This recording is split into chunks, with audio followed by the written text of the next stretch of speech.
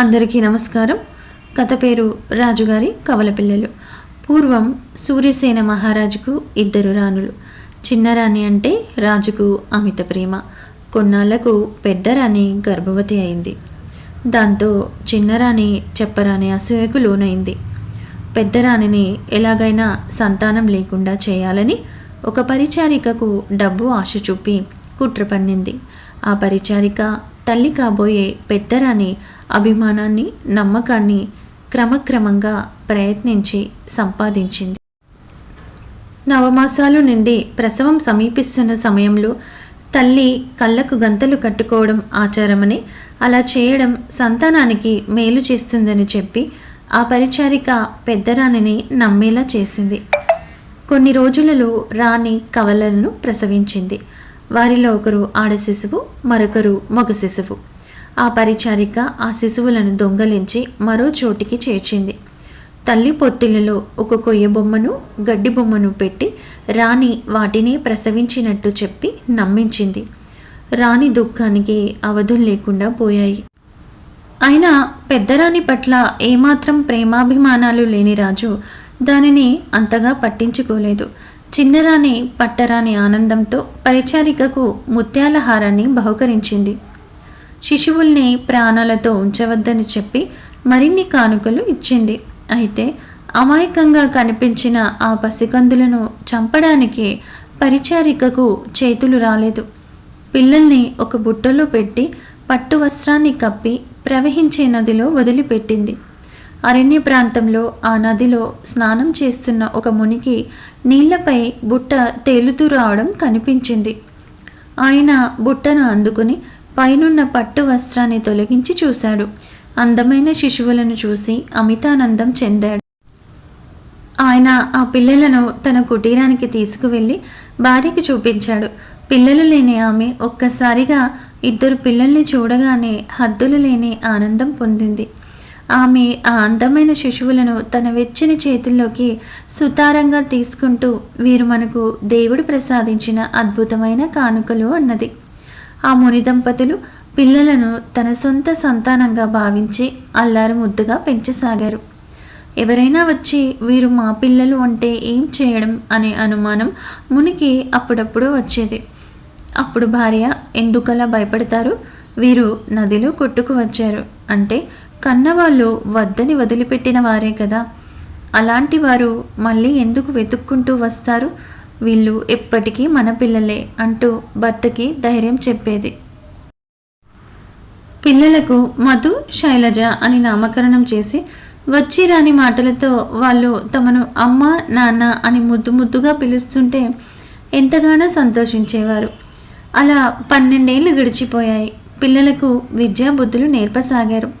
ఒకనాటి రాత్రి మామూలుగానే పడుకున్న ముని తెల్లవారిన పడక నుంచి లేవలేకపోయాడు. ఆయన భార్య పిల్లలను దగ్గరకు పిలిచి, నాకు ఇహలోక యాత్ర చాలించే తుదిగడియలు సమీపించాయి. అంతిమ శ్వాస విడిచేలోగా నేను మీకు ఏమి ఇవ్వగలను అన్నాడు గంభీరంగా. మధు, శైలజ ముని పడకను సమీపించి ఆయన చేతులను తమ చేతుల్లోకి తీసుకుని, నాన్న, మీరు మమ్మల్ని ఎంతో ప్రేమగా ఆప్యాయంగా చూసుకున్నారు. అంతకన్నా మాకు కావలసిందేముంది అన్నారు సజల నయనాలతో. ముని మౌనంగా తల పంకించి భార్యను తన కొయ్యపెట్టెలో భద్రపరిచిన బంతిని, బొంతని తీసుకురమ్మని చెప్పాడు. ఆమె తెచ్చాక వాటిని మధు చేతికిచ్చి, వాటికి కొన్ని ప్రత్యేక శక్తులు ఉన్నాయి. ఆ బొంతను మీరు ఒకసారి ఊపినట్టయితే వెండి నాణాలు రాలుతాయి, రెండవసారి ఆడిస్తే బంగారు నాణాలు రాలుతాయి. మీరు ఈ బంతిని విసిరినట్టయితే మీ శత్రువు ఎక్కడ ఉన్నా వారికి తగిలి గాయపరిచి మీ వద్దకు తిరిగి వస్తుంది.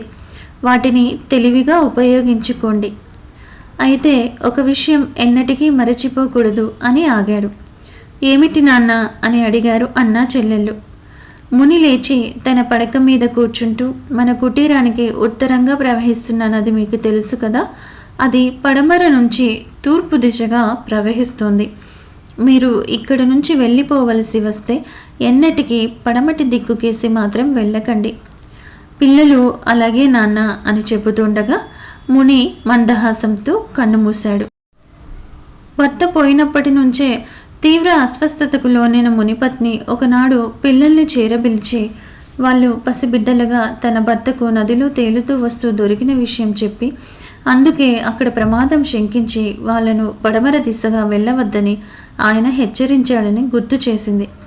ఆ తరువాత గాఢంగా ఊపిరి పీలుస్తూ మీకేం కావాలో కోరుకోండి ఇస్తాను అన్నది. మమ్మల్ని ఎంతో ఆప్యాయంతో పెంచారు, మీ అనురాగమే మాకు చాలు, అంతకు మించి ఏది వద్దు అన్నారు పిల్లలు. అయినా మునిపత్ని ఒక పాత్రను శైలజ చేతికిచ్చి నువ్వు కోరిన ఆహారం ఈ పాత్ర ఇస్తుంది తల్లి, నీ జీవితంలో ఆకలి బాధ అంటూ ఎన్నటికీ ఉండదు అని ఆశీర్వదించింది.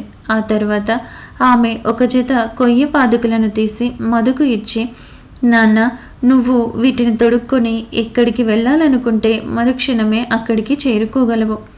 అలా వెళ్ళేప్పుడు నువ్వు నీ సోదరుని కూడా ఎలాంటి బరువు లేకుండా తీసుకువెళ్ళవచ్చు అని చెప్పింది. కొన్ని క్షణాల్లోనే ఆమె అంతిమ శ్వాస విడిచింది. మధు తండ్రికి చేసినట్టే తల్లికి కూడా అంత్యక్రియలు భక్తి శ్రద్ధలతో నిర్వహించాడు. ఆ తర్వాత కొన్ని రోజులు ఆలోచిస్తూ గడిపిన మధు ఒకనాడు చెల్లెల్ని పిలిచి మనం ఈ మునివాటికలో ఎన్నాళ్ళని ఉంటాం, ధైర్యం చేసి పశ్చిమ దిశగా వెళితే మన అసలు తల్లిదండ్రులు కనిపించినా కనిపించవచ్చు కదా అన్నాడు. నిజమే, మనం ఇక్కడే ఉండి సాధించేదేమీ లేదు కదా, ధైర్యంతో పశ్చిమ దిశగా వెళదాం అన్నది శైలజ. మధు బొంతను అటు ఇటు 2 సార్లు ఊపాడు. అందులో నుంచి వెండి బంగారు నాణాలు రాలాయి. ఆ నాణాలను బంతిని మునిపత్ని ఇచ్చిన పాత్రలో వేసి భద్రపరుచుకున్నారు. మధు కొయ్య పాదుకలను తొడుక్కున్నాడు. అవి ఎగరడానికి సిద్ధంగా ఉన్నాయి. అతడు చెల్లెల్ని పట్టుకుని పశ్చిమ దిశగా వెళ్ళాలి అనగానే చెప్పులు అన్నా చెల్లెలతో పైకి లేచే ఆకాశంలో అటికేసి ఎగరసాగాయి. వాళ్ళొక నగరాన్ని చేరగానే మధు కిందికి దిగాలనుకుని పాదుకలను ఒకటిగా చేర్చి బొటన వేళ్లతో మెల్లగా నొక్కాడు. వాళ్ళిద్దరూ భూమి మీద ఒక విశాలమైన ఇంటి ముందు దిగారు. ఆ ఇల్లు నిర్మానుష్యంగా కనిపించడంతో ప్రస్తుతానికి దాన్నే తమ నివాసంగా చేసుకోవాలనుకున్నారు.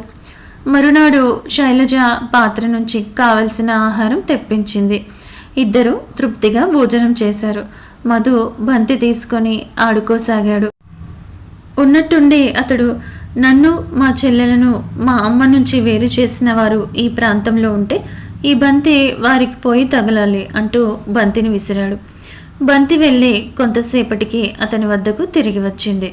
అది ఎవరికి పోయి తగిలి ఉంటుందా అని మధు ఆలోచించసాగాడు. మరునాడు కూడా అలాగే చేశాడు. అప్పుడు కూడా అది వెళ్ళి కొంతసేపు అయ్యాక అతని చేతిలోకి తిరిగి వచ్చింది. చిన్నరాణి పరిచారికలతో రాజోద్యానంలో తిరుగుతుండగా హఠాత్తుగా బంతి వచ్చి ఆమె నుదుటికి ఠపీమని తగిలి తిరిగి వెళ్ళడం చూసి ఆమెతో సహా పరిచారికలు దిగ్భ్రాంతి చెందారు. దరిదాపుల్లో మనుషుల జాడ కనిపించలేదు. బంతి తగిలిన చోటు ఉబ్బెత్తుగా వాచిపోయి నొప్పి పెట్టసాగింది. పరిచారికలు వెళ్ళి రాజుకు విషయం చెప్పారు. అక్కడికి హుటాహుటిగా వచ్చి భార్యను పరామర్శించిన రాజు ఆమెను కొన్ని రోజుల పాటు ఉద్యానవనంలోకి వెళ్ళవద్దని సలహా ఇచ్చాడు. మరునాడు నుదుటిపై బొప్పి కట్టిన నొప్పి కొద్దిగా తగ్గింది. ఆమె భవన మండపంలో కూర్చొని ఉండగా బంతి వచ్చి మళ్ళీ ఠపీమని తగిలి వెళ్ళిపోవడం చూసి ఆమె దిగ్భ్రాంతి చెందింది. ఇప్పుడు నుదుటిపై రెండో వైపున దెబ్బ తగిలింది. నొప్పి మరీ ఎక్కువైంది. విషయం తెలియగానే రాజు మళ్ళీ హడావిడిగా వచ్చాడు. భార్య పడుతున్న బాధను చూసి భరించలేక ఆస్థాన వైద్యుని పిలిపించి వైద్యం చేయించాడు. సేనాధిపతిని పిలిచి జరిగిన విషయం చెప్పి చుట్టుపక్కల బంతి ఆట ఆడుతున్న వారందరినీ పట్టి దోషిని శిక్షించమని ఆజ్ఞాపించాడు. సైనికులు ఆ పరిసరాలలో బంతి ఆట ఆడుతున్న వారి కోసం వెతకసాగారు.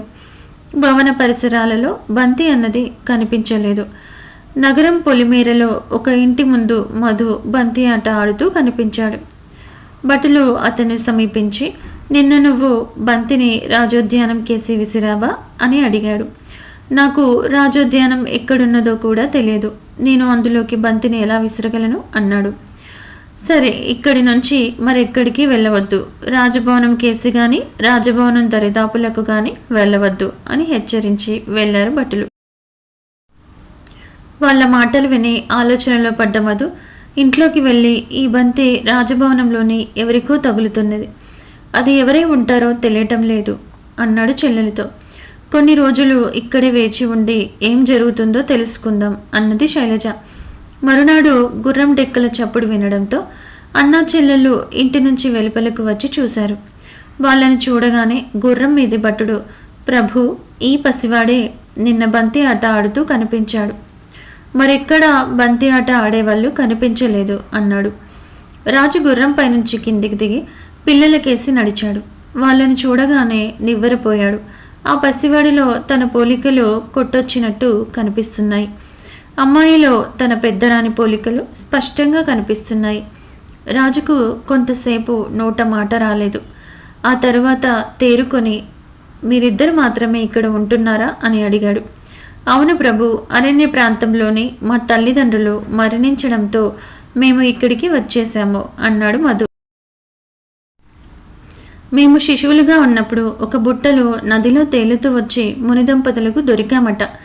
వాళ్ళే మమ్మల్ని పెంచారు. వాళ్ళు ఇప్పుడు మరణించారు. మా అసలు తల్లిదండ్రులు ఎవరో మాకు తెలియదు అన్నది. రాజు తీవ్రమైన భావోద్వేగానికి లోనయ్యాడు. వారెవరో నాకు తెలుసు. నా భవనానికి వచ్చారంటే చూపెడతాను. నేను వెళ్ళి రథం పంపిస్తాను. భటులు నీ వెంట ఉండగలరు అని చెప్పి రాజు గుర్రం ఎక్కి వెళ్ళిపోయాడు. రథం వచ్చేలోగా అన్నా చెల్లెలు బయలుదేరడానికి సిద్ధమయ్యారు. పాత్రను నాణాలను వదలవద్దు సుమా, ఎప్పుడు ఏమవుతుందో మనకేం తెలుసు అన్నాడు మధు. తను బొంతను ఎగిరే పాదుకలను తీసి భద్రపరుచుకుంటూ అన్నా చెల్లెళ్ళు రథం ఎక్కారు. రథం కదిలింది. వారి వెనక భటులు గుర్రాలపై బయలుదేరారు. రాజభవనం ముంగిట మధు, శైలజ రథంలో నుంచి దిగగానే రాజు ఎదురు వెళ్ళి వాళ్లను ఆప్యాయంగా కౌగిలించుకున్నాడు. అదిగో మీ తల్లి అంటూ పెద్దరాణిని చూపించాడు. పెద్దరాణి సజల నయనాలతో పిల్లలను కౌగిలించుకున్నది. ఆమె నోటి నుంచి ఒక్క మాట కూడా రాలేదు. మనస్సంతా ఉద్వేగంతో నిండిపోయింది. తల్లి వెనకే నిలబడి ఉన్న స్త్రీ నుదుటి మీద 2 బొడిపలు ఉన్న విషయం అన్నా చెల్లెళ్ళు గమనించి ఒకరినొకరు చూసుకున్నారు. తమ శత్రువు ఎవరో గ్రహించారు. అయినా ఆ రహస్యాన్ని తమలోనే దాచుకోవాలని ఇద్దరు చూపులతోనే నిర్ణయించుకున్నారు. రాజదంపతులు కూడా తమ మనసుల్లోని అనుమానాలను బయటపెట్టకూడదని భావించారు. జరిగిందేదో జరిగిపోయింది. ఇకపై హెచ్చరికతో ఉంటే చాలనుకున్నారు. కవలలను కొత్తగా కనుగొనబడ్డ యువరాజు, యువరాణులుగా చూసుకున్నారు. ఇదండి స్టోరీ. మీకు నచ్చినట్టయితే తప్పకుండా లైక్ చేయండి, తప్పకుండా సబ్స్క్రైబ్ చేయండి.